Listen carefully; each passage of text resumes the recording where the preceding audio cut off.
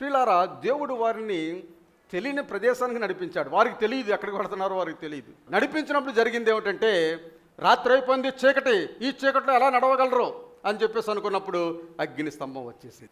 ఆ అగ్ని ఎక్కడి నుండి వచ్చేదంటే ప్రియులారా, దేవుని యొక్క కృపా సింహాసనము నుండి ఆ అగ్ని అక్కడికి వచ్చేది.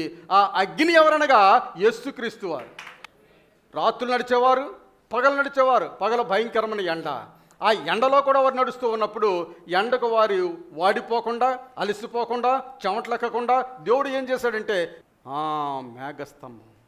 రాత్రి అగ్నిస్తంభం, పగలు మేఘస్తంభం. ఈ అగ్నిస్తంభము మేఘస్తంభము దేవుని యొక్క కృపా సింహాసనం నుండే వచ్చేది. ప్రతిరోజు వచ్చేది. ప్రతిరోజు వచ్చేవాడు ఎవరనగా దేవుని యొక్క కుమారుని యేసుక్రీస్తు వారు వచ్చి వారిని కాచి కాపాడేవాడు. ప్రియులారా,